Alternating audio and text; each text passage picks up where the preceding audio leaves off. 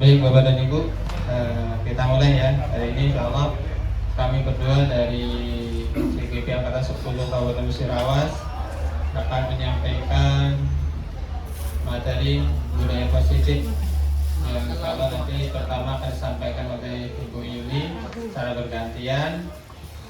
Mudah-mudahan apa yang disampaikan ini nanti bisa Bapak dan Ibu dan kita semuanya itu kita cerna, kemudian bisa kita terapkan dalam dunia pendidikan di sekolah kita. Langsung saja kami serahkan kepada Bu Yuli untuk memulai acaranya.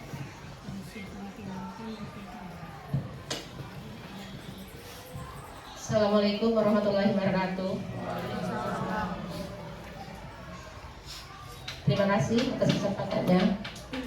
Di sini adalah presentasi kami atau membagi info mengenai penyebaran pemahaman dan penerapan pengalaman tentang budaya positif yang sudah kami baca.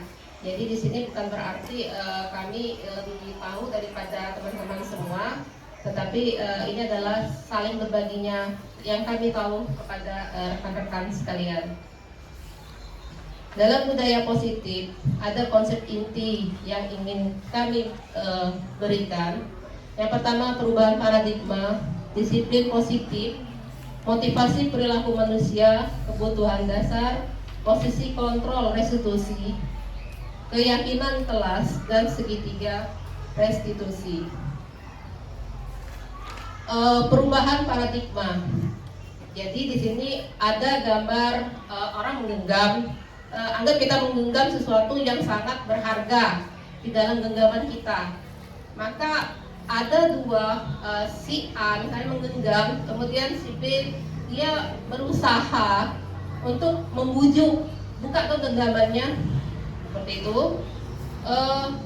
diiming-imingi uang atau dengan dimarahi, diintimidasi dan sebaliknya, ditukar, dilakukan secara bergantian. Kalau tadi si A yang pegang sesuatu yang sangat berharga bagi si A, si B membujuk, kemudian dibalik si B yang menggenggam, si A yang membujuk, maka akan ada dua pertanyaan. Satu, apakah Anda, posisi Anda, atau B akan membuka kepalan tangan? Yang kedua, apakah Anda akan tetap menutup kepalan tangan tersebut? Kemudian dari pertanyaan 1 dan 2, mengapa? Yang ketiga, siapa yang memegang kendali supaya tangan itu tetap tertutup dan tetap terbuka? Nah, dari 3 pertanyaan ini akan timbul teori kontrol yang dikemukakan oleh William Glasser. Ada miskonsepsi tentang teori kontrol. Yang pertama, ilusi guru mengontrol murid. Yang seperti apa guru mengontrol murid? Nanti akan saya bahas di slide berikutnya.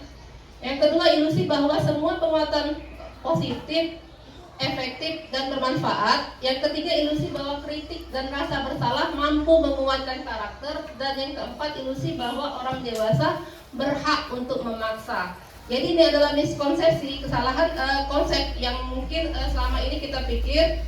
Misal untuk yang pertama, ilusi guru mengontrol murid. Kita tidak dapat memaksa murid untuk berbuat sesuatu. Jika murid itu memilih untuk tidak melakukannya. Jadi ke awal tadi kita menggenggam sesuatu yang berharga. Jadi yang mengontrol untuk membuka ataupun menutup yang dipegang tadi itu tidak bisa dipaksa. Walaupun tampak guru itu mengontrol perilaku murid, tapi hal itu karena murid tersebut mengizinkan. Jadi ada izin dari murid untuk mengikuti disiplin yang diberikan oleh guru. Jadi saat bentuk kontrol guru menjadi kebutuhan dasar dipilih oleh murid tersebut. Teori kontrol menyatakan bahwa semua perilaku memiliki tujuan, bahkan terhadap perilaku yang tidak disukai. Jadi siswa sendiri merasa terbuka untuk mengikuti ataupun dia tidak mengikuti apa yang dikontrol oleh guru. Kemudian yang kedua, penguatan positif atau bujukan adalah bentuk-bentuk kontrol. Dalam jangka waktu tertentu, kemungkinan murid tersebut akan menyadarinya dan mencoba menolak bujukan kita. Dan bisa jadi murid tersebut menjadi tergantung pada pendapat sang guru tersebut. Yang ketiga, menggunakan kritik atau rasa bersalah untuk mengontrol murid menuju pada identitas yang gagal. Mereka belajar karena mereka merasa terbujuk tentang diri mereka. Sulit bagi guru untuk mengidentifikasi apakah mereka melakukan perilaku ini karena seringkali guru menggunakan kata yang halus dalam penyampaian pesan yang negatif. Yang keempat, banyak orang dewasa yang percaya bahwa mereka memiliki tanggung jawab untuk membuat murid-murid berbuat hal-hal tertentu.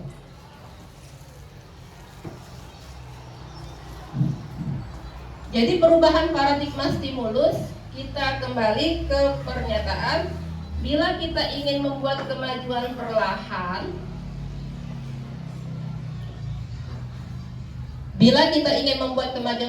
sedikit-sedikit, ubahlah sikap atau perilaku Anda. Namun bila ingin memperbaiki cara-cara utama kita, maka kita perlu mengubah kerangka acuan kita. Ubahlah bagaimana Anda melihat dunia, bagaimana Anda berpikir tentang manusia. Ubahlah paradigma Anda tersebut. Jadi di sini adalah stimulus respon dan stimulus kontrol. Di mana stimulus respon misalnya realita kita semua sama. Jadi semua sama. Tetapi pada kontrol itu yang harus kita ketahui juga bahwa realita kebutuhan kita berbeda-beda. Kemudian semua orang melihat hal yang sama. Misal ada satu objek, semua orang melihat objek itu sama, tetapi pada kenyataan kontrolnya itu berbeda-beda dari segi mana dia melihat objek tersebut.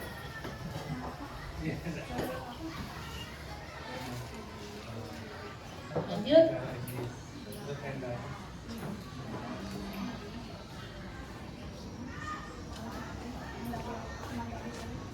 Sehingga pembelajaran dengan paradigma baru di sini saya ambil kesimpulan, pembelajaran dengan paradigma baru merupakan pembelajaran yang dirancang berdasarkan prinsip pembelajaran berdiferensiasi, sehingga para peserta didik sesuai dengan kebutuhannya berdasarkan tahap perkembangan yang disesuaikan dengan teori psikolog modern untuk mewujudkan profil pelajar Pancasila. Profil pelajar Pancasila itu adalah profil yang beriman, bertakwa kepada Tuhan Yang Maha Esa, berkebinekaan tunggal, gotong royong, kreatif, bernalar kritis, dan mandiri. Disiplin.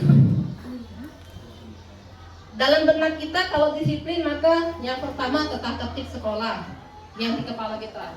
Yang kedua, kepatuhan akan aturan, kemudian keteraturan dan hukuman. Kita cenderung menghubungkan kata disiplin dengan ketidaknyamanan. Itu realita yang selama ini kita pahami. Bapak pendidikan kita, Bapak Ki Hajar Dewantara, menyatakan di mana ada kemerdekaan, di situ harus ada disiplin yang kuat. Sungguh pun disiplin itu bersifat self disiplin, yaitu kita sendiri mewajibkan kita dengan sekeras-kerasnya. Tetapi itu sama saja, sebab kalau kita tidak cakap melakukan self disiplin, wajiblah penguasa lain mendisiplinkan kita. Dan peraturan demikian itulah harus ada di suasana yang merdeka.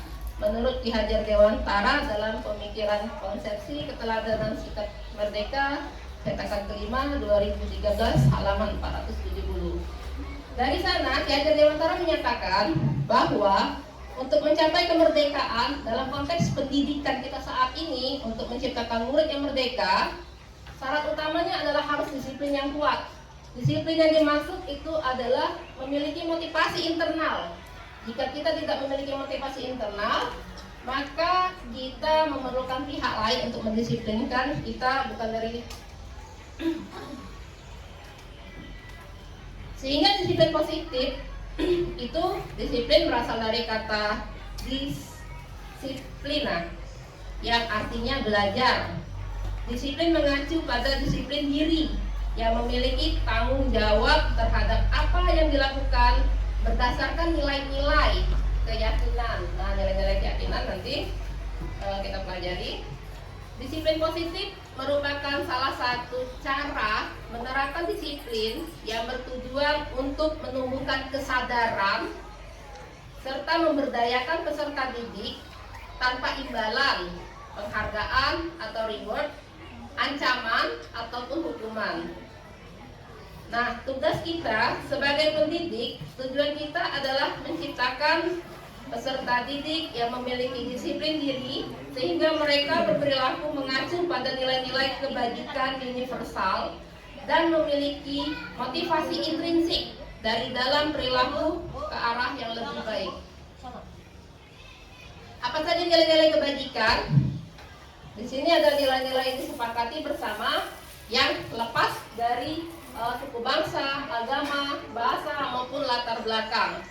Contoh-contoh nilai kebajikan bisa ke profil pelajar Pancasila, beriman kepada Tuhan Yang Maha Esa, berakhlak mulia, kebinekaan tunggal, gotong royong, mandiri, kreatif, bernalar kritis.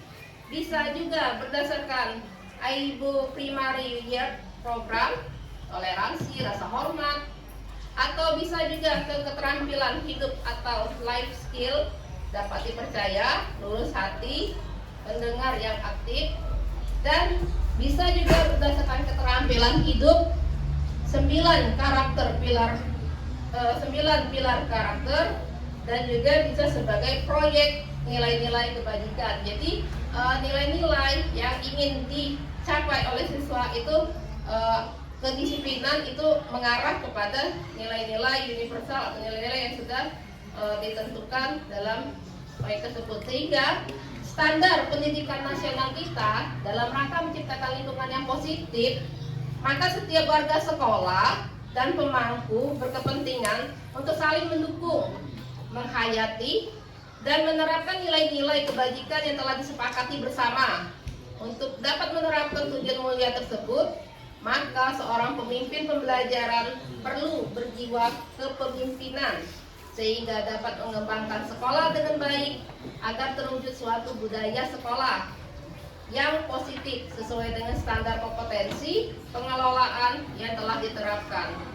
Tujuan mulia dari penerapan disiplin positif yaitu agar terbentuk murid-murid yang berkarakter, berdisiplin, sopan, jujur, peduli, bertanggung jawab, serta pembelajar sepanjang hayat sesuai dengan standar kompetensi kelulusan yang diinginkan. Ini adalah beberapa imajinasi karikatur bentuk daripada disiplin yang terbentuk dari dalam intrinsik siswa itu sendiri. Selanjutnya teori kedua itu teori motivasi, hukuman, penghargaan, dan restitusi yang akan disampaikan oleh rekan saya Pak Muhadi.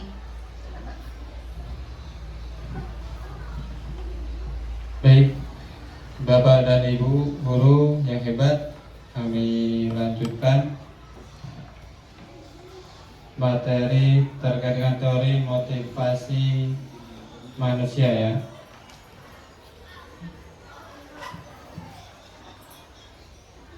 Kita sebentar dari dulu.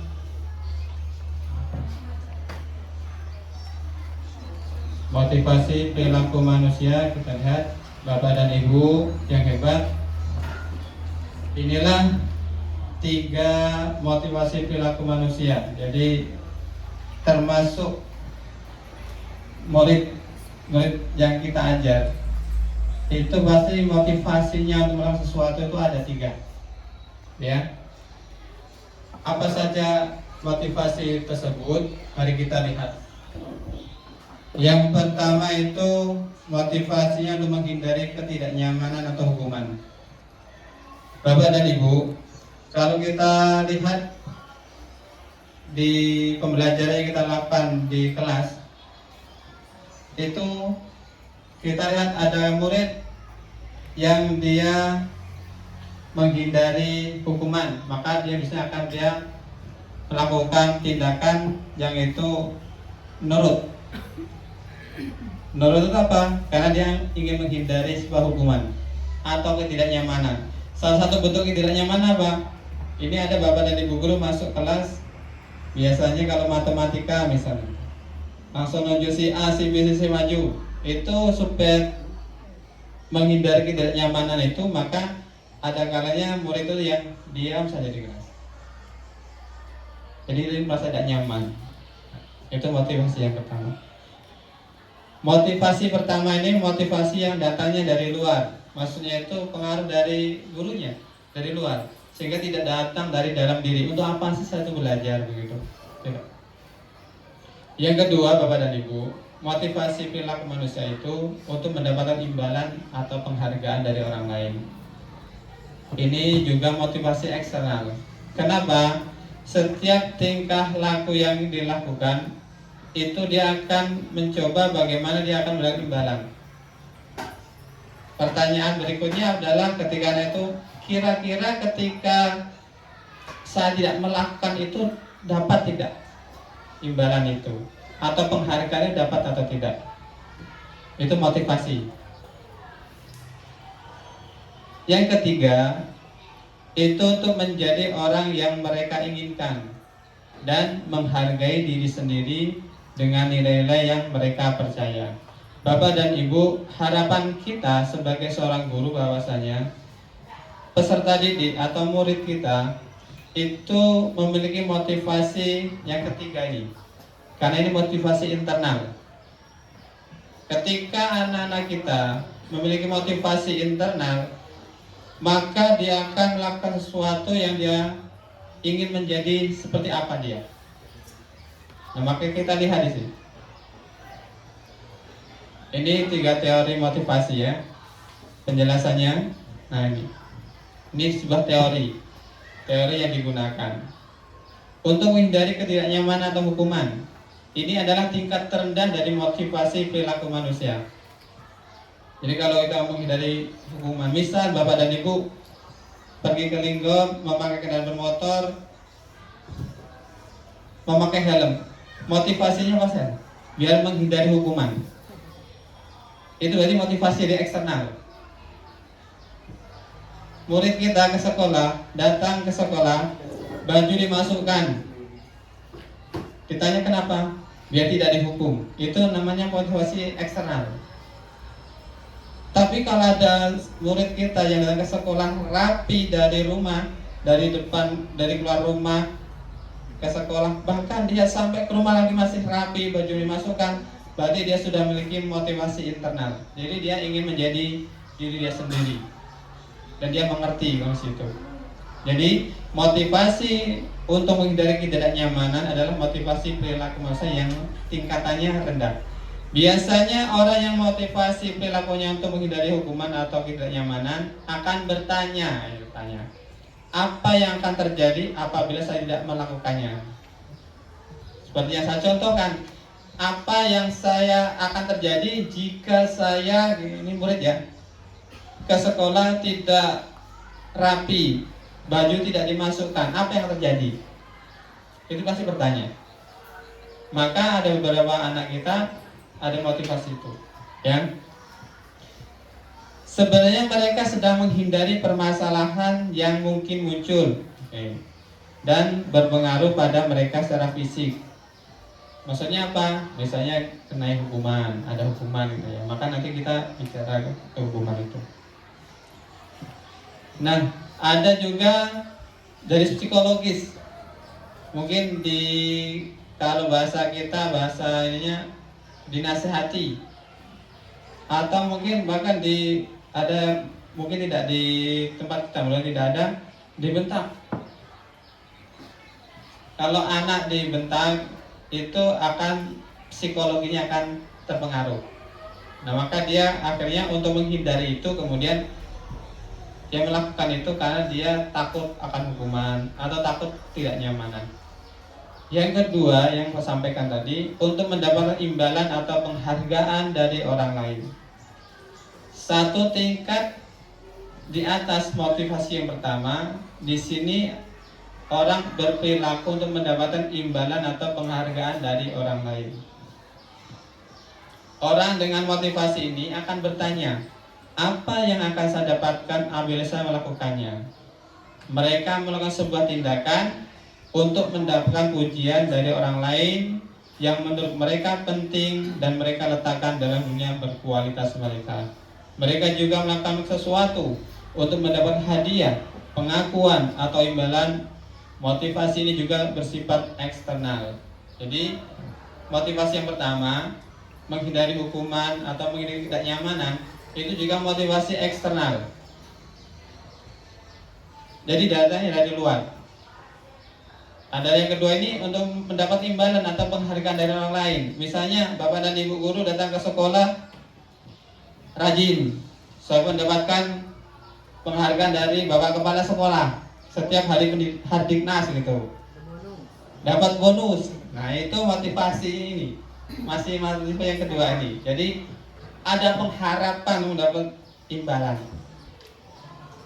bukan datang dari dalam, dari diri kita.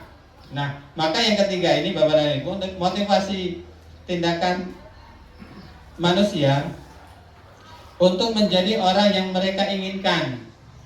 Jadi apa sih yang dia harapkan, yang dia ingin jadi apa sih? Nah itu yang diinginkan. Dan menghargai diri sendiri dengan nilai-nilai yang mereka percaya. Jadi kalau ada murid kita yang datang ke sekolah rajin, berpakaian rapi, dia tidak terpengaruh oleh kawan-kawannya yang mungkin tidak dengan yang lain, maka dia sudah memiliki motivasi yang bagus.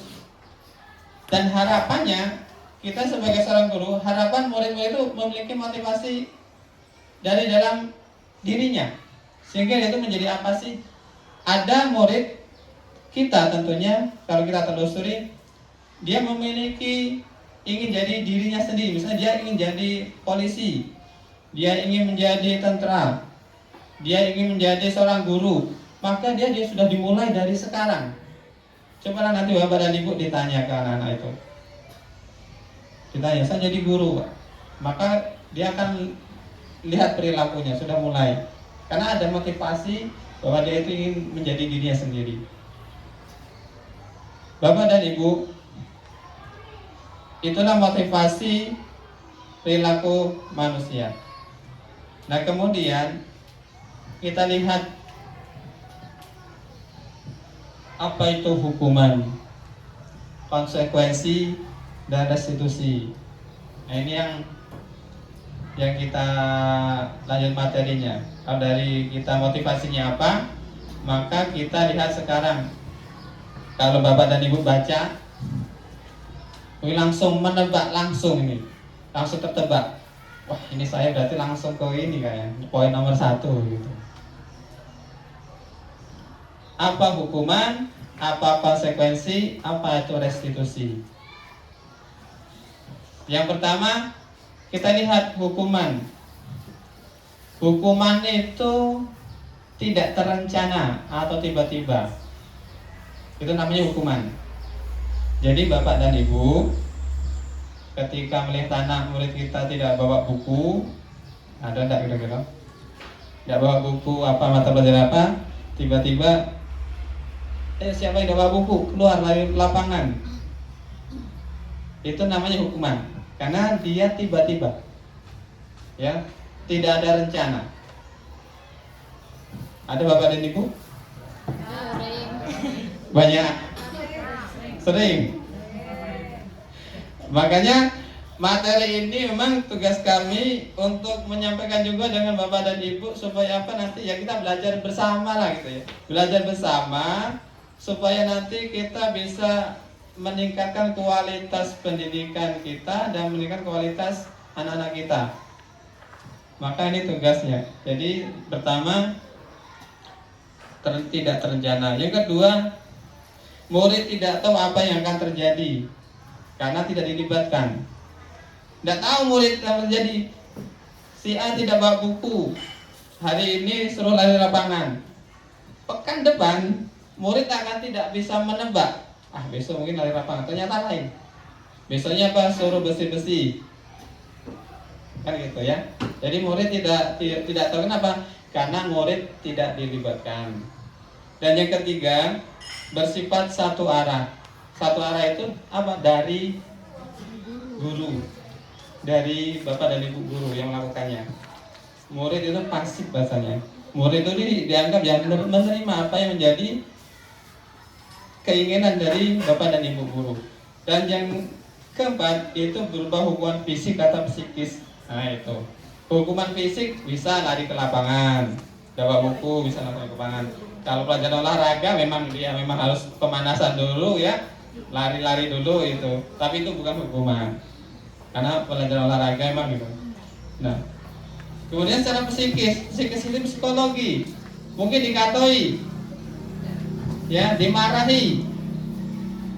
Ada kan, ngapa kau tidak bawa buku? Tahu tidak ini pelajaran apa? Itu namanya akan menimbulkan dampak ke psikis anak-anak. Dan itu mungkin juga pernah kita alami selama kita menjadi seorang murid dulu, pernah. Apalagi yang lahiran tahun 80-an, 70-an itu pernah itu ya. Jangan ditanya lagi, banyak kan dicatat itu. Bapak dan Ibu, yang kedua adalah namanya konsekuensi. Nah, konsekuensi, kalau konsekuensi itu terencana, disepakati sesuai aturan. Nah, ada namanya konsekuensi terencana,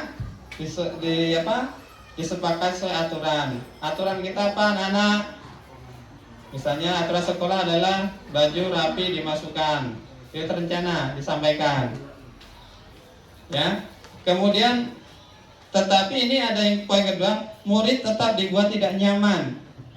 Kenapa? Karena itu satu pihak dari sekolah atau dari guru. Jadi murid juga tetap harus menerima aturan yang sudah ada, meskipun ini konsekuensi. Dan yang ketiga adalah sikap seguru selalu monitor. Nah ini, guru selalu memonitor apa yang kita lakukan. Dan yang ketiga Bapak dan Ibu ada namanya restitusi. Itu proses menciptakan kondisi murid untuk memperbaiki kesalahan. Jadi proses menciptakan kondisi murid untuk memperbaiki kesalahan. Proses kolaborasi yang mengajarkan murid untuk mencari solusi sendiri. Nah ini teori restitusi ya. Jadi diharapkan murid itu memperbaiki kesalahannya. Kemudian bagaimana mengajarkan murid untuk mencari solusi sendiri. Maksudnya solusi itu terkait dengan masalahnya. Nah, kira-kira gini Bapak dan Ibu, terbaca gak nih? Hah? Tidak terbaca? Benar. Tidak bisa dibesarkan. Nah, di sini kita lihat antara hukuman, konsekuensi, dan restitusi nanti bisa dibaca, saya sampaikan. Kalau hukuman itu nama identitas gagal. Maksudnya gagal itu kalau kita sebagai guru itu gaweannya marah-marah menghukum terus, itu berarti kepada identitas gagal. Gagal apa? Mungkin kita gagal menjadi seorang guru yang baik. Bisa jadi murid gagal dia karena mengalami perilaku sebagai seorang murid yang mungkin tidak nyaman. Nah, yang kedua ada namanya identitas sukses. Melalui apa? Disiplin. Tadi melalui konsekuensi dan restitusi. Misal, hukuman itu sesuatu yang menyakitkan harus terjadi. Itu namanya hukuman. Kalau konsekuensi sesuatu harus terjadi karena sudah peraturan. Kalau restitusi merupakan pilihan. Kita sebagai guru sebenarnya enaknya langsung ke hukuman kan? Dah dari lapangan 3 kali selesai. Tapi itu menyisakan memori yang tidak baik. Bapak dan Ibu tentu ada satu memori yang pernah Bapak Ibu sampai sekarang masih ingat. Bagaimana perilaku Bapak dan Ibu guru dulu waktu ngajar, yang itu terkait dengan hukuman.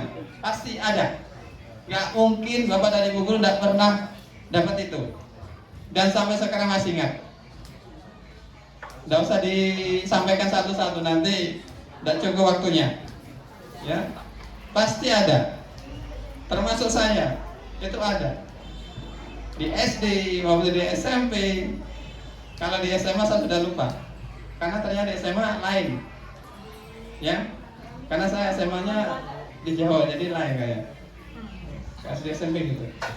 Yang kedua, hukuman itu tidak nyaman untuk murid dalam jangka waktu panjang, terngiang-ngiang terus. Saya dulu pernah waktu SD dipukulnya dengan penggaris waktu pukulnya panjang, masih ingat kan? Dan itu diturunkan kepada anak kita, harus agak kok kuku panjang, jadi pukul sama penggaris dengan ibu guru, potonglah kukunya. Nah, itu masih ingat itu. Kemudian kalau konsekuensi tidak nyaman untuk murid atau anak untuk jangka waktu pendek. Kalau konsekuensi, jadi anak ini kan aturan ya, jadi berarti peraturan jangka pendek. Tapi kalau hukuman panjang. Dan kalau restitusi, menguatkan untuk murid atau anak dalam jangka waktu panjang. Menguatkan supaya anak itu mencari misalkan masalah dan mencari solusinya. Sehingga nanti ketika anak itu punya masalah lagi, dia mencari solusinya seperti apa sih? Nah itu ya, itu gambarannya antara hukuman, konsekuensi, dan restitusi. Jadi banyak Bapak dan Ibu ini. Nanti Bapak dan Ibu kalau memang ini saya berikan. Nah ini ada contoh ini ya. Pertanyaannya, kalau hukuman, peraturannya adalah baju dimasukkan misal, kamu harus. Kalau konsekuensi, apa peraturan? Tanya peraturannya, apa sih peraturannya? Mampukah kamu melakukannya? Nah itu. Kalau restitusi, apa yang kamu yakini? Kemudian apa yang bisa kamu lakukan untuk memperbaiki masalah ini? Nah itu ditanya. Tanyanya juga jangan sambil marah gitu ya, Bapak dan Ibu. Jangan sambil marah nih, dan jawab juga. Maka restitusi itu diharapkan itu bisa membuat anak itu bukan menjadi pihak yang salah, tapi dia juga pihak yang menang, sadar, tapi dia tanggung jawab, bisa mencari solusi. Nah itu, ini contohnya. Contoh ini, kalau hukuman, awas kalau dilakukan lagi ya, nanti awas kamu, itu hukuman. Kalau konsekuensi, lakukan apa yang saya katakan. Konsekuensi ada kesepakatan gitu ya.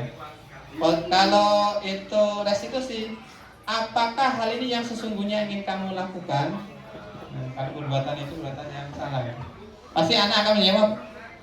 Misalnya dia melanggar aturan sekolah, misalnya lompat pagar, pasti dia akan tanya gitu, pasti tidak. Aku melok-melok kawan-kawan. Nah, itu saya.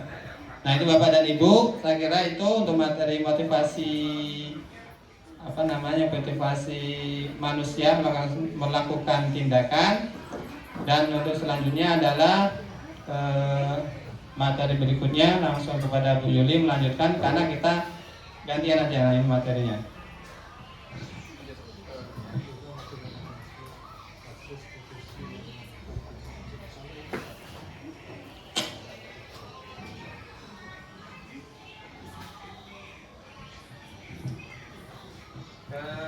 Materi dari keyakinan kelas. Nah,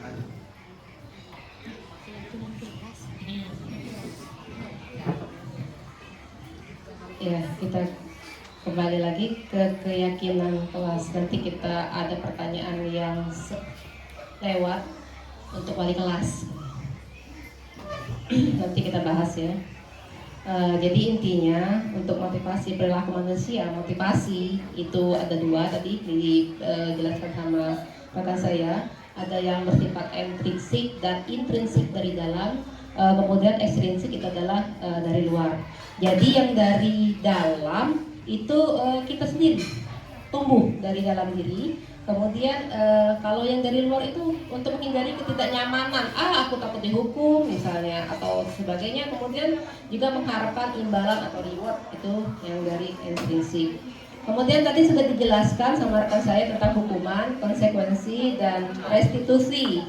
Jadi kita bisa memilah atau memilih, oh selama ini saya ini berada di posisi hukuman, konsekuensi, atau restitusi. Untuk kelemahannya pada hukuman itu intinya tidak bersifat lama. Jadi kesadaran yang tumbuh pada diri siswa itu adalah tidak bersifat lama, berbeda dengan pada sistem restitusi. Saya akan membawakan tentang keyakinan kelas. Sebelumnya kita amati dulu video berikut ini.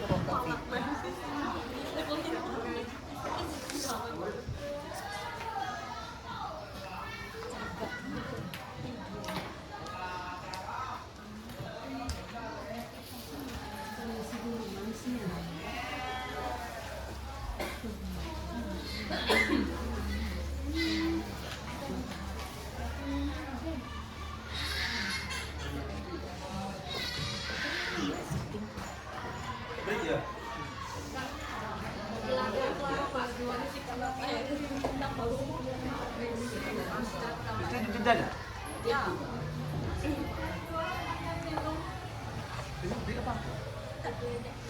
Itu tidak pakai salon ya. Ya, intinya jadi di sana ada ingin melewati satu buah tujuan. Jadi solusi itu malah ditawarkan sama yang kecil, di mana dia ini kan untuk bekerja sama mencapai daripada tujuan melewati jembatan tersebut.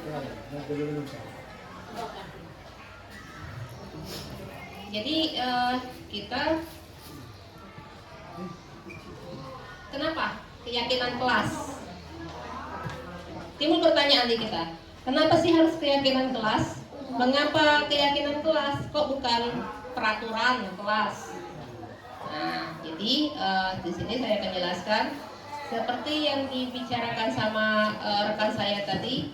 Jadi bila ada suatu peraturan tentang penggunaan helm saat mengendarai kendaraan, maka kita selama ini berpikir, oh mungkin karena untuk menaati peraturan yang sudah ada. Nah, tetapi harusnya kita kembalikan, kemungkinan jawaban kita itu adalah untuk keselamatan kita sendiri pakai helm. Kemudian yang kedua, misalnya kenapa sih pakai masker dan mencuci tangan setiap saat? Oh, karena mungkin zaman COVID. Nah, jawabannya mungkin juga kesehatan atau keselamatan kita sendiri. Nah, nilai-nilai keselamatan, kesehatan, inilah yang disebut dengan keyakinan, yaitu nilai-nilai kebajikan universal yang disepakati secara tersirat maupun tersurat, lepas dari latar belakang suku, negara, bangsa maupun agama. Jadi misal ada peraturan nih, kembalikan barang ke tempatnya. Itu tak lain adalah nilai kebajikannya adalah bertanggung jawab. Kemudian dilarang mengganggu orang lain. Nilai kebajikannya saling menghormati. Hadir di sekolah 15 menit sebelum pembelajaran dimulai adalah nilai yang kita pilih adalah untuk menghormati orang lain dan juga komitmen. Dilarang melakukan kekerasan, itu adalah nilai keamanan dan saling menghormati. Kemudian bergantian dan menunggu giliran, itu nilai yang diambil adalah menghormati orang lain dan berempati. Dilarang merokok, nah, itu adalah nilai yang diambil untuk kesehatan serta menghormati orang lain. Dan terakhir, berjalan di kelas dan koridor, itu adalah untuk keamanan dan keselamatan. Jadi jangan berlari-lari di koridor, itu adalah untuk keamanan dari siswa itu sendiri. Pembentukan keyakinan kelas, jadi kata-kata keyakinan kelas itu yang pertama dia harus bersifat abstrak. Yang kedua berupa pernyataan universal, jadi umum, dibuat dengan pernyataan positif sedikit saja agar mudah diingat, sesuai dengan kondisi kelas dan sekolah sehingga mudah diterapkan, dan semua warga kelas, jadi seluruh siswa itu dilibatkan saat pembuatan keyakinan kelas. Jadi keyakinan kelas itu lebih harus dibuat oleh seluruh anggota kelas itu sendiri. Jadi setiap siswa itu wajib untuk bersama-sama berkolaborasi membentuk keyakinan kelas untuk mereka sepakati. Contoh di sini keyakinan kelas untuk kelas 7, misal ya untuk mencapai nilai hormat, maka kami meyakini bahwa sangat penting untuk menghormati semua orang dari barang milik orang lain. Jadi semua orang dan barang milik orang lain, jadi saling menghormati. Yang kedua, kami meyakini bahwa sangat penting untuk mengerjakan segala pekerjaan, ya tanggung jawab ini, dan bekerja mengikuti kegiatan yang telah ditugaskan. Kemudian nilai diterima atau dimiliki, kami meyakini bahwa sangat penting untuk merasa diterima suatu kelompok dan saling peduli dengan satu lainnya. Misal lagi, keyakinan kelas 5, selalu bersikap positif, senantiasa menjadi diri yang terbaik, percaya menghormati orang lain serta barang miliknya, berkomitmen terhadap segala tugas, dan senantiasa membantu. Ini adalah contoh-contoh daripada keyakinan kelas. Jadi di sini kami, jika itu adalah sebagai pelajar juga, dan dalam lokal, maka setiap kegiatan kami, sebelum kami melakukan kegiatan maka kami dilibatkan untuk membuat keyakinan kelas kami sendiri. Di sini ada saya dan Pak Muadi, kami berada di kelas yang berbeda, tetapi tujuannya itu sama. Jadi pada saat di kelas saya, kami membuat keyakinan untuk di kelas saya. Kemudian pada saat di kelas Pak Muhadi, maka Pak Muhadi membuat untuk keyakinan kelas yang akan disepakati oleh anggota kelas dia. Jadi di sini untuk aplikasinya ke sekolah tadi ada selentingan, lajulah yang wali kelas. Salah ya. Jadi memang secara umumnya memang untuk wali kelas juga mengadakan juga untuk keyakinan kelas yang akan mereka sepakati untuk dalam kelas mereka sendiri. Dan guru mapel itu juga bisa membuat keyakinan kelas. Jadi selama mapel mereka berlangsung, keyakinan kelas apa yang akan diikuti oleh siswa mereka, oleh siswa tersebut. Misal kelas ini, tadi kemarin tempat saya terapkan keyakinan jadi kelas. Jadi ada siswa yang menuliskan guru dilarang masuk ketika telat. Nah, jadi ini apakah salah tulis atau bagaimana? Jadi siswa sendiri yang memberikan kesepakatan kelasnya, guru dilarang masuk ketika telat gitu. Jadi suatu sedikit sindiran atau sedikit tamparan mungkin bagi kita sebagai seorang guru jika mendapatkan kesepakatan kelas yang seperti itu. Itu saja. Kemudian berikutnya saya rasa tentang keyakinan kelas, jadi kita semua sudah paham bahwa keyakinan kelas itu harus dibuat oleh seluruh anggota kelas.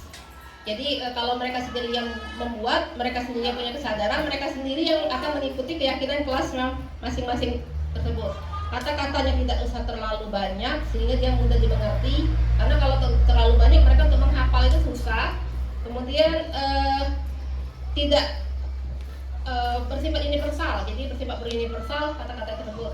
Lanjut ke materi berikutnya, kebutuhan dasar manusia dan dunia berkualitas yang akan disampaikan oleh rekan saya Pak Muhadi. Baik Bapak dan Ibu, tadi sampaikan oleh rekan saya Ibu Yuli terkait dengan keyakinan kelas. Bapak dan Ibu, keyakinan kelas itu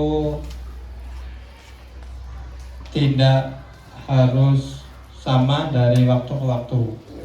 Misal hari ini Bapak masuk kelas ada keyakinan kelas, disepakati, pekan depannya masuk lagi ada keyakinan kelas lagi.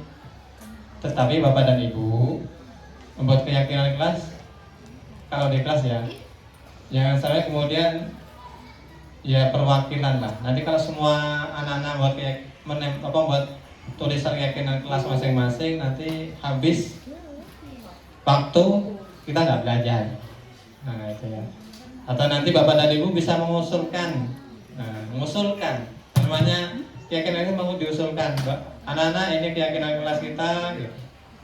Disepakati tidak.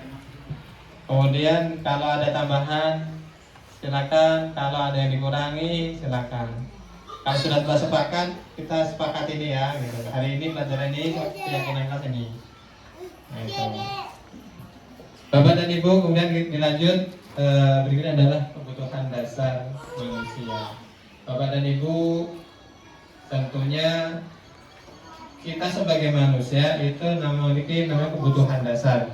Dan kalau kebutuhan dasar ini tidak terpenuhi, akan mempengaruhi perilaku manusia, termasuk murid. Ketika kebutuhan dasarnya tidak terpenuhi, maka akan mempengaruhi perilakunya. Ya, boleh jadi Bapak dan Ibu, ada siswa yang dia memang sukanya di luar kelas, itu ada kebutuhan dasarnya itu yang tidak terpenuhi. Maka tugas kita sebagai seorang guru, bagaimana bisa memenuhi kebutuhan anak itu. Ya, jadi kebutuhan dasar manusia adalah segala sesuatu yang kita lakukan untuk mendapatkan apa yang kita inginkan. Seluruh tindakan yang kita lakukan memiliki tujuan tertentu, dan semua usaha terbaik yang kita lakukan adalah dalam rangka agar kebutuhan dasar kita terpenuhi dengan baik. Bapak dan Ibu, inilah kebutuhan dasar manusia itu ada 5.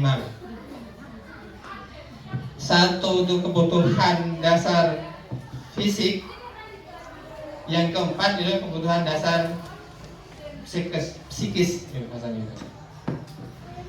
Ada satu namanya kebutuhan untuk bertahan hidup atau survival. Contohnya apa? Makanan, pakaian, tempat tinggal, keamanan, kesehatan, itu kebutuhan fisik.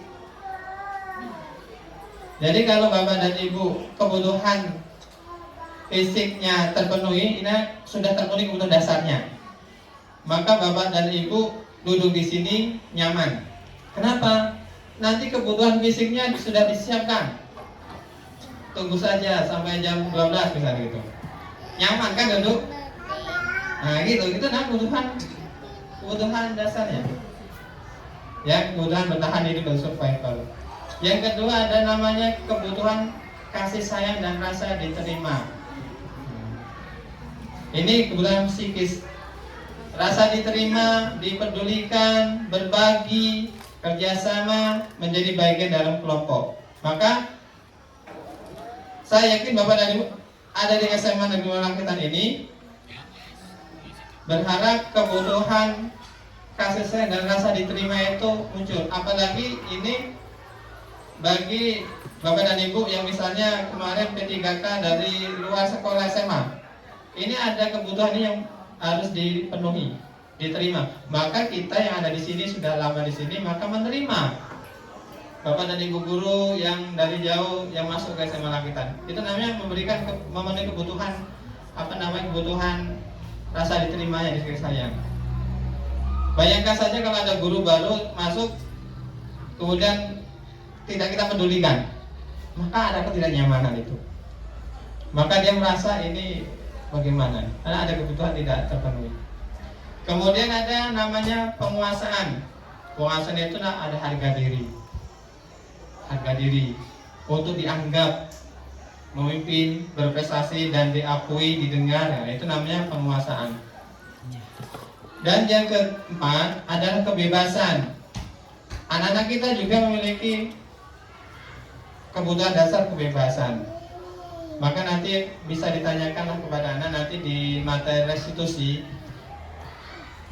yang kalau bisa kita terapkan di materi terakhir ini nanti, maka kita akan melihat potensi anak, kebutuhan dasar apa sih yang belum terpenuhi ketika ada anak yang keluar kelas ketika pelajaran kita gitu, yang suka lompat pagar gitu. Nah maka nanti kita di restitusi itu. Kebebasan ini untuk mandiri, dia memiliki pilihan, mencoba hal yang baru, mampu mengendalikan arah dirinya. Dan yang kelima adalah kesenangan. Bapak dan Ibu, kita semua sebagai manusia itu butuh kesenangan. Tertawa bareng, itu kesenangan. Habis rapat atau dalam pertengahan rapat tertawa, nah itu kesenangan, ya. Suka humor, ada Bapak dan Ibu guru suka humor, nah ini. Kemudian antusiasme, nah itu adalah kesenangan. Bayangkan saja Bapak dan Ibu ketika anak-anak kita di kelas suasananya sunyi senyap gitu, itu kebutuhan dasar kesenangannya itu tidak terpenuhi. Karena apa? Dari gurunya ngomong, hari ini bukan tidak ada yang bersuara kecuali terdengar suara jam berdetak.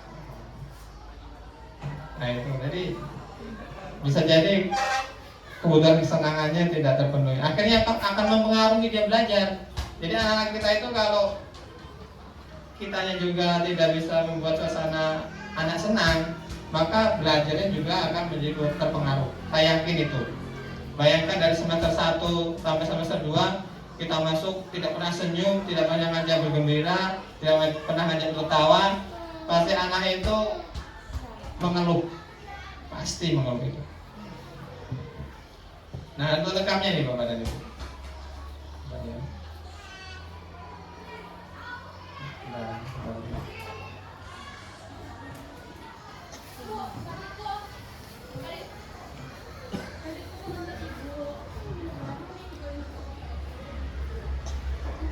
Nah, ini adalah kebutuhan dasar manusia yang saya sampaikan tadi. Terlihat bahwa ibu kurang besar ya. Bertahan hidup, survival tadi, ini kebutuhan fisik, penguasaan, kasih sayang, dan rasa diterima, kebebasan, dan kesenangan. Termasuk anak-anak kita. Kalau kita lihat anak-anak kita murid, anak-anak kita sendiri, ketika bermain itu adalah kebutuhan dasarnya dia terpenuhi, senang, tertawa dengan kawannya, bermain-main itu. Nah, ini kebutuhan dasarnya. Kalau kebutuhan bertahan hidup itu kebutuhan fisiologis, fisik ya. Nah, kalau kebutuhan kasih sayang yang terima itu adalah kebutuhan psikologis. Nah, ini ya. Hubungan atau koneksi sosial, kebutuhan memberi dan menerima kasih sayang dan kebutuhan merasa menjadi bagian dari suatu kelompok. Maka Bapak dan Ibu, misalnya tadi saya sampaikan, Bapak dan Ibu yang misalnya ada guru yang masuk itu untuk diterima di kelompok sini, misalnya di sekolah itu diterima. Ada yang bergabung gitu ya. Kemudian penguasaan, pengakuan atas kemampuannya. Jadi Bapak dan Ibu juga butuh kebutuhan dasar itu. Jadi ada yang saya itu bisa jadi wali kelas gitu. Maka diberikan kesempatan. Nah, itu kebutuhan dasar itu. Saya bisa nih menjadi guru olahraga.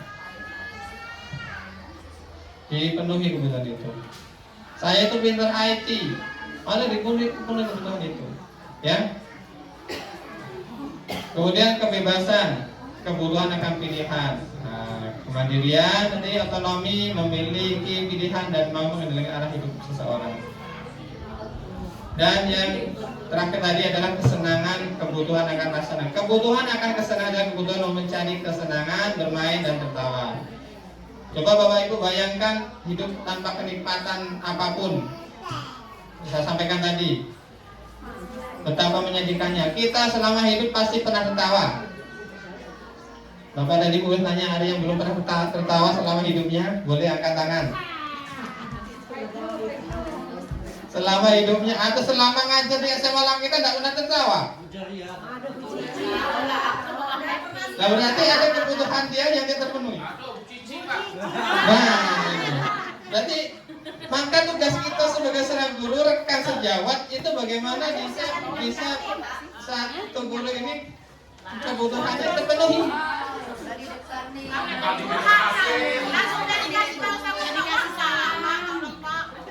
Ya, berarti ada masalah ini sepertinya. Ya, oleh karena itu kebutuhan kesenangannya betul kita terpenuhi. Kenapa? Kalau tidak ada kesenangan dalam diri kita, hidup itu tidak enak, terbebani. Dengan suami dengan istri tidak pernah tertawa bersama, itu bermasalah itu. Aneh itu. Ya. Ya cuma jangan tertawa terus begitu, ketemu tertawa ya. Berlebihan nanti. Ya. Nah, Bapak dan Ibu, itulah dari 5 kebutuhan dasar manusia. Oleh karena itu mari kita sama-sama kita lihat murid-murid kita, siswa kita, apa sih kebutuhan yang belum terpenuhi. Tentunya kalau kita lihat telisir satu demi satu pasti ada. Mungkin kita belum bisa memenuhi kebutuhannya. Maka kita juga harus refleksi diri kita. Kenapa sih si A itu kalau dalam pelajaran saya selalu keluar itu apa sih? Ada kebutuhan apa yang belum terpenuhi? Nah, bagaimana caranya sih? Ya kita belajar bersama-sama. Bapak dan Ibu, itulah ya 5 kebutuhan dasar manusia. Kita berlanjut kepada materi posisi kontrol. Nah, posisi kontrol ini nanti yang penyampaian rekan saya Ibu Yuli. Bagaimana posisi kita sebagai seorang guru? Nah, seperti apa posisi kita sebagai kontrol itu? Baik, terima kasih.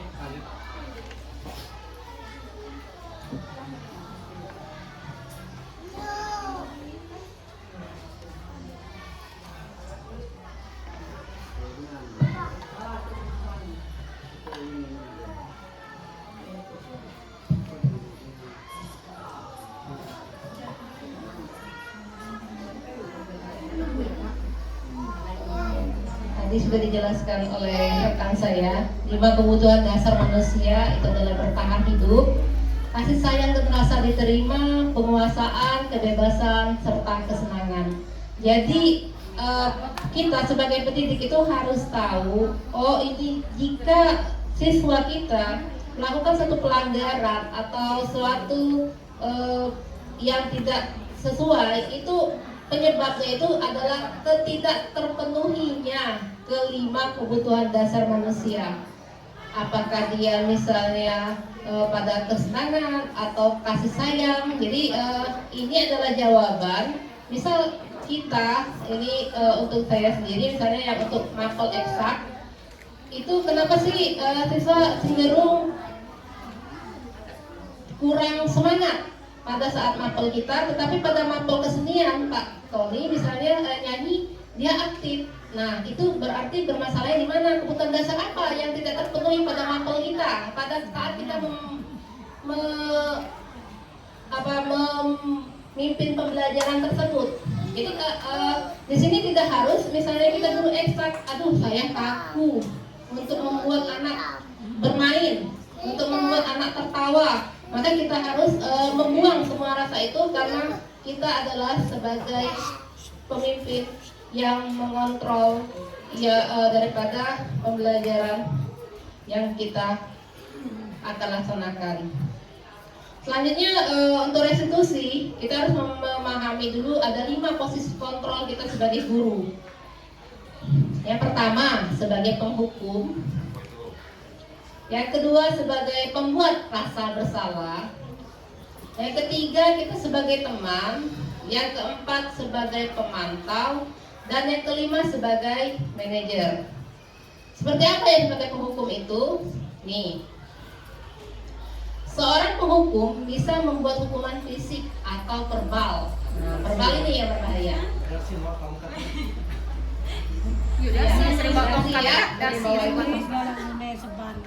Menjalankan posisi penghukum senantiasa mengatakan bahwa sekolah memerlukan sistem, jika ada sistem atau alat yang dapat lebih menekan murid-murid lebih dalam lagi. Misal, patuhi peraturan saya atau awas.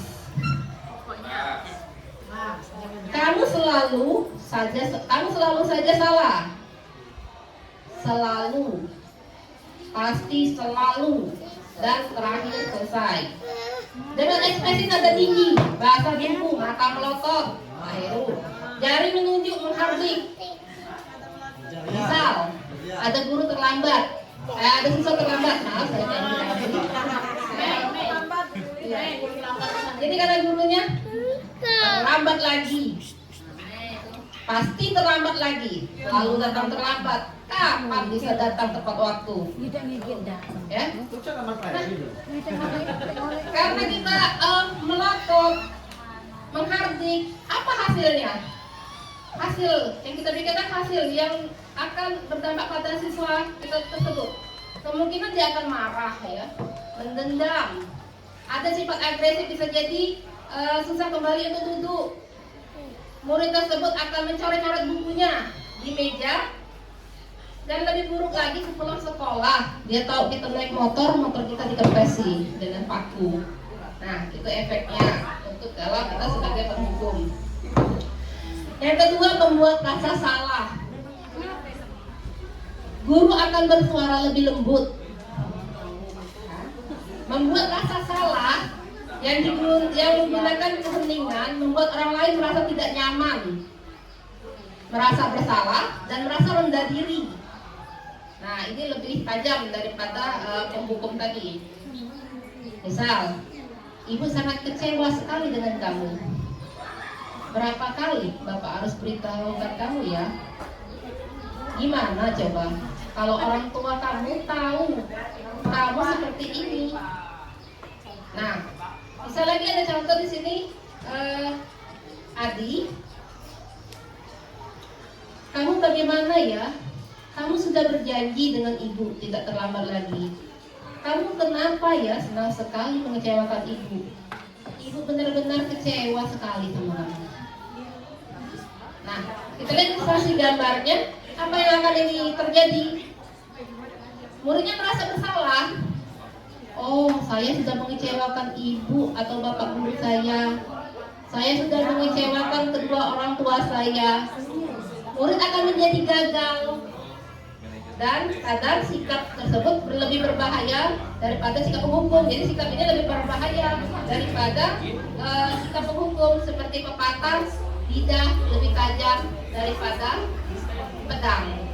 Nah, jadi ini bisa membunuh karakter, sehingga murid dengan guru, di mana murid bisa menumpahkan amarahnya walaupun dengan cara negatif. Murid tertekan, terlebih inilah tiba-tiba bisa melepas amarahnya atau bisa menyakiti diri sendiri ataupun orang lain. Jadi bisa bersikap fatal.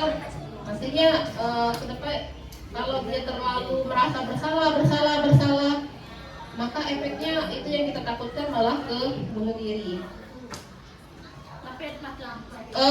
Selanjutnya sebagai teman, kita sebagai teman dengan guru, posisi teman guru bisa negatif, bisa juga positif. Tentunya sebagai positif kita semua sudah tahu, jika kita pertama menganggap siswa itu sebagai teman kita, maka akan keterbukaan yang akan kita dapatkan dari siswa tersebut. Namun hal negatif dari posisi teman itu adalah bila saat guru tidak membantu, kita tidak bisa bantu, maka murid akan kecewa dan berkata, saya pikir bapak teman saya. Murid yang dikecewakan itu tidak mau lagi berusaha. Hal lain yang timbul adalah murid hanya akan bertindak untuk guru tertentu. Jadi dia hanya pada guru ini saja dia yang baik, kemudian pada guru yang lain dia tidak. Jadi ketergantungan kepada guru itu adalah penyebab yang timbul pada posisi sebagai teman. Posisi selanjutnya sebagai pemantau. Posisi pemantau berdasarkan pada peraturan-peraturan dan konsekuensi yang sudah ada. Misal suaranya cukup datar. Adi, tahukah kamu jam berapa kita mulai? Tahu Pak. Kamu terlambat 15 menit. Apakah kamu sudah mengerti konsekuensi yang harus dilakukan bila terlambat? Paham Pak. Saya harus tinggal di kelas pada jam istirahat nanti dan mengerjakan tugas ketertinggalan saya. Ya, benar. Nanti pada saat jam istirahat, kamu harus tinggal di kelas untuk menyelesaikan tugas yang tertinggal tadi. Saya tunggu. Bagaimana perasaan murid? Nah, hasilnya murid memahami konsekuensi yang harus dijalankan karena telah melanggar peraturan di sekolah. Guru tidak menunjukkan emosi yang berlebihan, menjadi marah atau membuat merasa bersalah. Murid tetap dibuat tidak nyaman. Kenapa? Yaitu dia harus tetap tinggal di kelas pada jam istirahat dan mengerjakan tugas. Guru tetap harus memantau apakah murid tersebut mengerjakan tugasnya atau tidak. Jadi di sini adalah sebagai pemantau. Nah, untuk restitusi itu lebih dianjurkan ke manajer, di mana posisi guru berbuat yaitu bersama dengan murid, mempersilahkan murid untuk mempertanggungjawabkan perilakunya, mendukung murid-murid agar tetap menemukan solusi dan permasalahannya sendiri. Jadi kita sebagai pemotivasi untuk mereka menemukan bagaimana solusi dari permasalahan yang mereka hadapi. Di manajer ini murid diajak untuk menganalisis kebutuhan dirinya maupun kebutuhan orang lain. Di sini penekanan bukan untuk kemampuan membuat konsekuensi, namun untuk berkolaborasi dengan murid bagaimana memperbaiki kesalahan yang ada. Misal, Adi, apakah kamu mengetahui jam berapa sekolah dimulai? Tahu Pak, jam 7. Ya, jadi kamu terlambat. Kira-kira bagaimana kamu memperbaiki masalah ini? Saya bisa menanyakan teman saya Pak untuk mengejar tugas yang tertinggal. Baik, itu bisa dilakukan.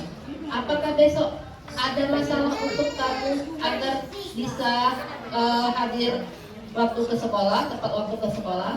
Tidak Pak, saya bisa hadir tepat waktu. Baik, saya hargai usahamu untuk memperbaiki diri. Ada posisi manajer, guru mengembalikan tanggung jawab. Ya, jadi mereka bertanggung jawab sendiri untuk mencari jalan keluar permasalahan, tentunya dengan bimbingan guru. Misal lagi, ada dua siswa yang berkelahi, si A dan si B. Maka hasil perkelahian tadi, si B ini kancing bajunya lepas. Nah, maka pada saat dipanggil oleh guru, maka setiap guru itu tidak boleh menyalahkan salah satu pihak. Intinya mereka terjadi perkelahian dan ditanya, nah kamu sudah melepaskan kancing baju temanmu, bagaimana penyelesaiannya? Oh, mungkin ditempel Bu, karena mungkin masih anak-anak, ditempel Bu. Kalau ditempel kuat tidak? Nah, sementara temannya tadi kan tidak berani pulang karena posisi bajunya lepas. Bagaimana kalau dijahit?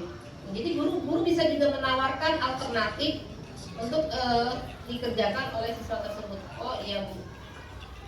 Atau permasalahan-permasalahan yang lain, misal ngantuk di kelas, tertidur di kelas, dipanggil, tadi kamu pelajaran ibu lihat tidur, kenapa? Ditanya, oh saya main FF Bu.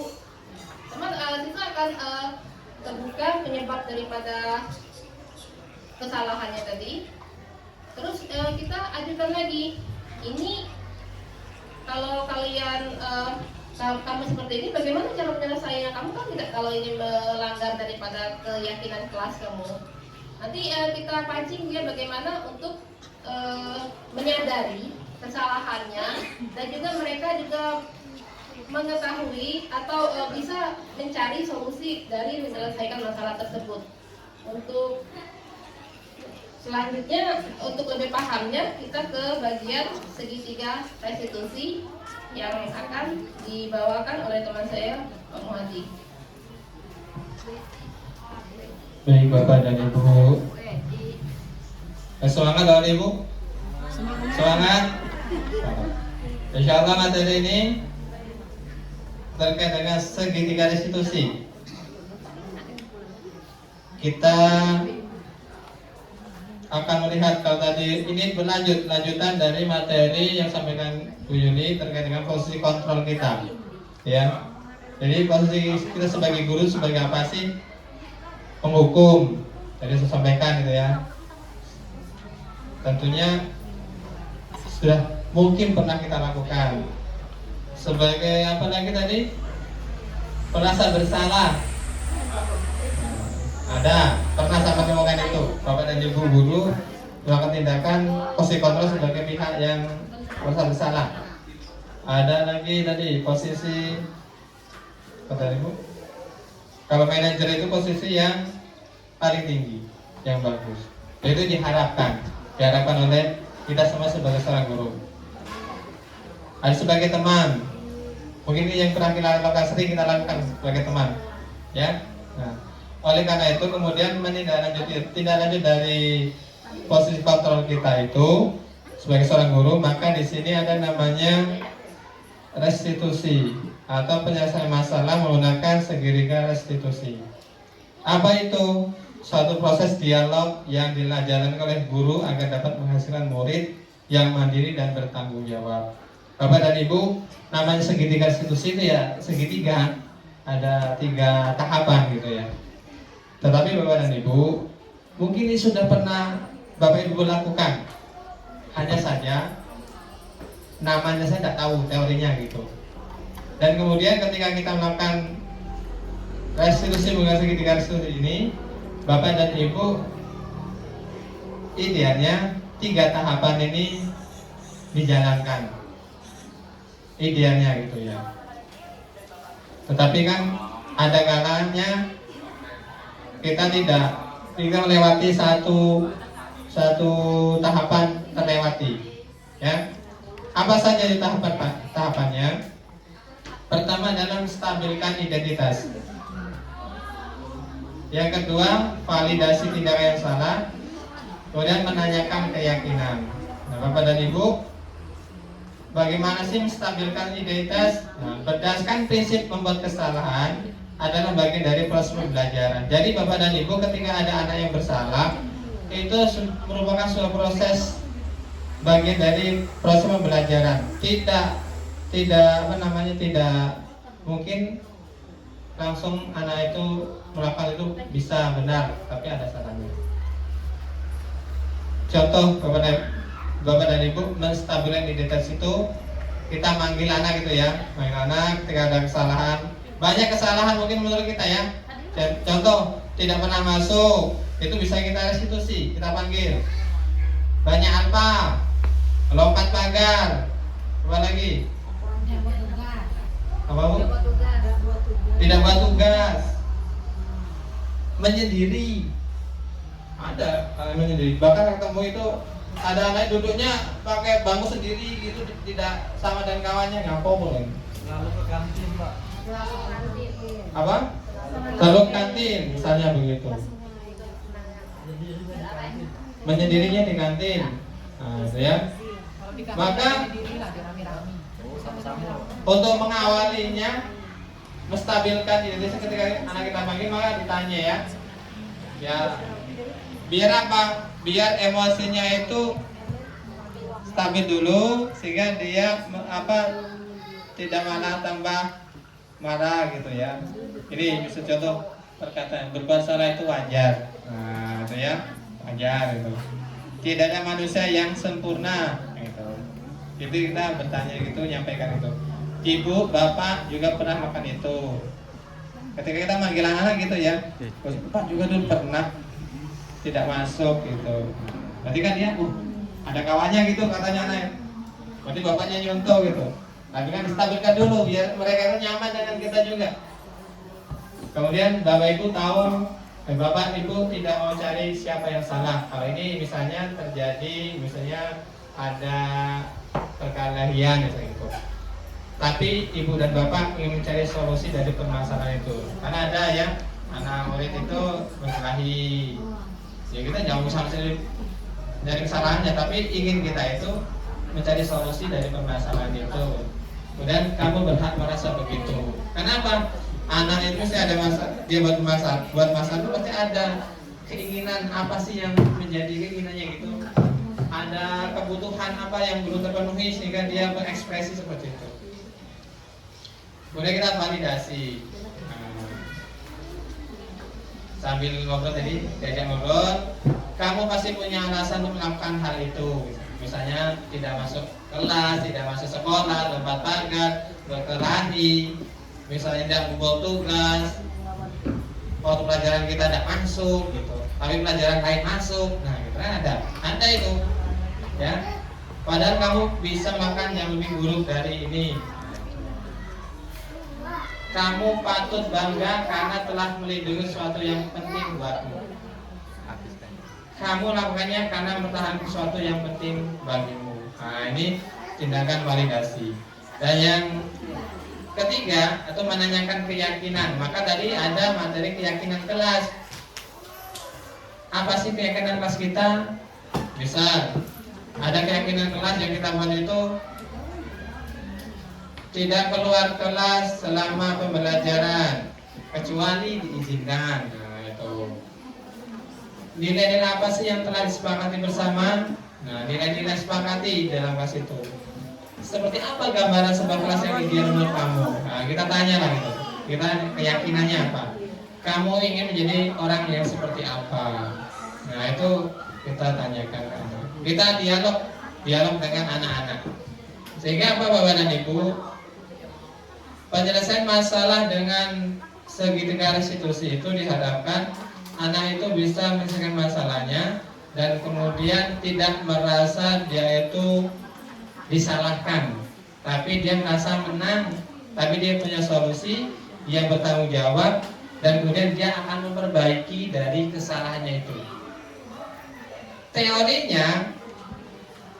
Teorinya mudah Bapak dan Ibu, tapi ini perlu kita coba ketika menyelesaikan masalah, ya, karena sebuah ilmu itu patut kita coba supaya apa?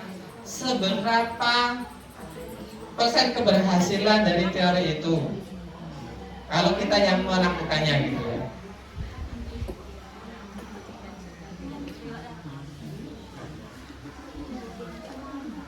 Nah,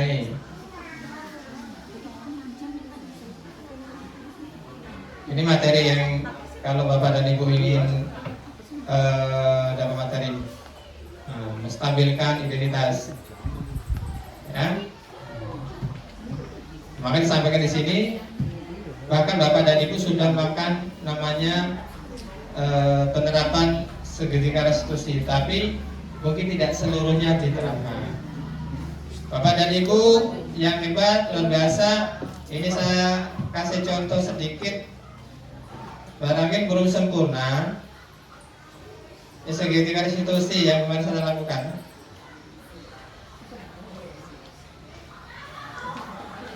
Suara juga ada ya.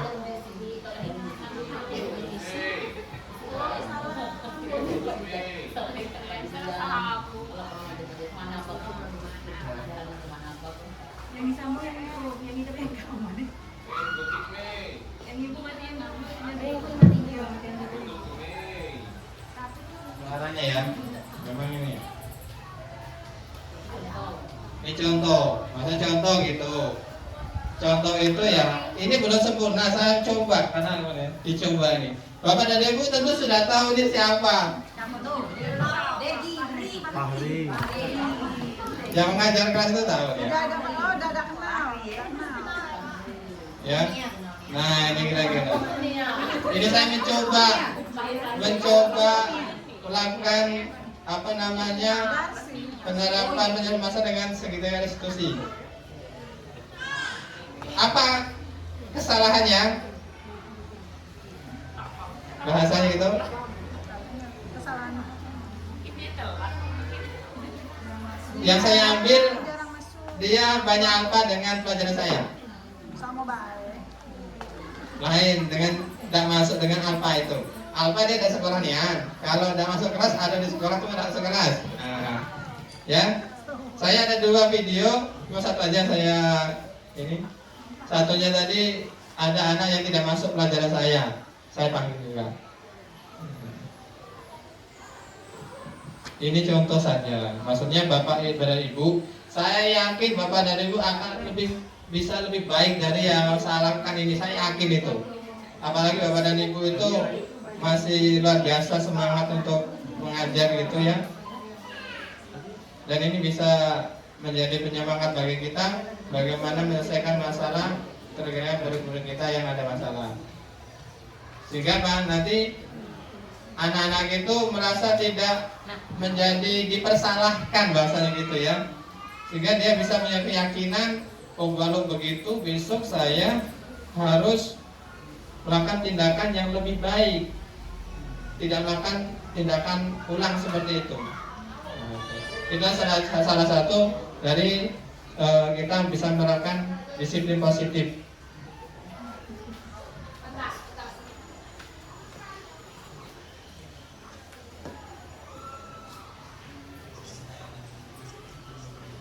Kasih suaranya Pak.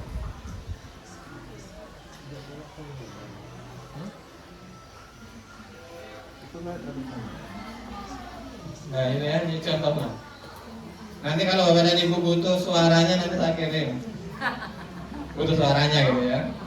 Ini Dia butuh, Pak. oh tidak butuh lagi. Mana ada bonusnya? Oh, ada bonus. Wah berarti masuk ini motivasi, Ya, motivasi. untuk mendapatkan apa sih pengalaman itu. Motivasi dari eksternal. Kedua. Iya. Level kedua. Gitu ya. Nah ini contohnya kepada Ibu kemarin manggil anak gitu ya. Yang Mohon maaf ini gambarnya kurang pencahayaan kayaknya memang gitu karena ada tempat ruangan yang posisinya. Nah ini contoh dari penerapan restitusi segitiga restitusi. Tentu nanti ada kekurangannya ini karena ada beberapa pertanyaan yang belum disampaikan ya. Nah, oke.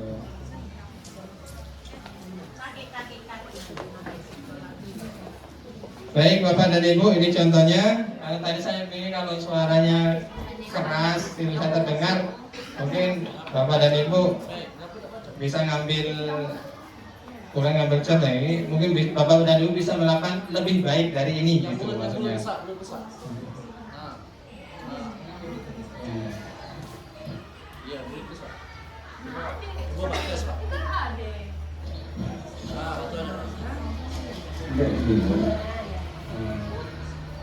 Gitu ya. Baik, tahu kenapa sampai begitu.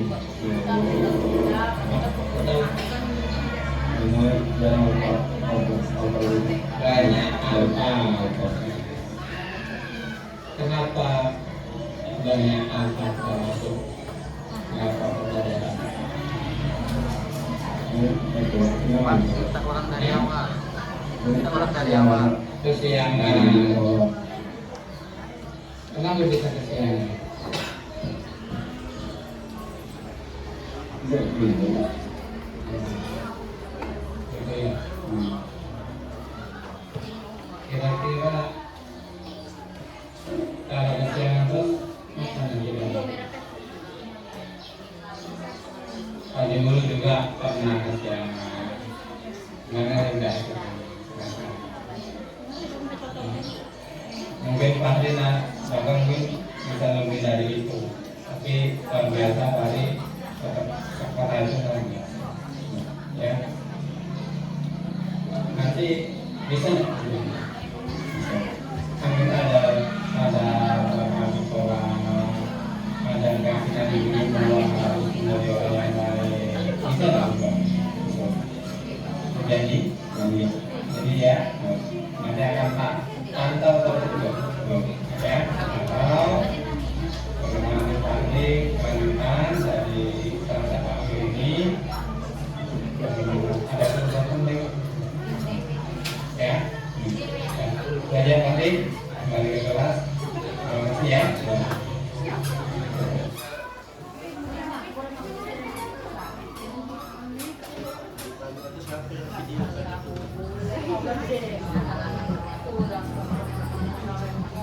Baik Bapak dan Ibu, itu salah satu contoh penerapan segitiga restitusi ya. Jadi boleh dicobalah, karena kalau ilmu udah dicoba kita tidak pernah tahu tingkat keberhasilan. Tentu ini sudah diuji coba oleh para pakar gitu ya, dicoba. Nah, kita juga kayak patut coba itu. Gitu. Baik Bapak dan Ibu, terakhir penutup. Nah ini dalam penerapan program disiplin positif, hendaknya guru memiliki standar kepribadian, profesional, dan sosial yang baik, di mana guru mampu merefleksi dirinya dalam posisi kontrol saat ini. Bagaimana perjalanan dirinya sebagai amum atau manajer yang menuntun murid-muridnya menjadi insan yang mandiri, merdeka, dan bertanggung jawab. Jadi Bapak dan Ibu, dari awal sampai akhir tadi materi penerapan budaya positif itu sudah kami sampaikan, saya dengan Bu Yu sudah sampaikan, dan berharap dari apa yang kami sampaikan itu kemudian Bapak dan Ibu ada ilmu yang didapat hari ini, kemudian Bapak dan Ibu bisa mulai melakukan hal-hal yang baik terkait disiplin positif tersebut. Oleh karena itu dari saya terima kasih dari Bu Yuli.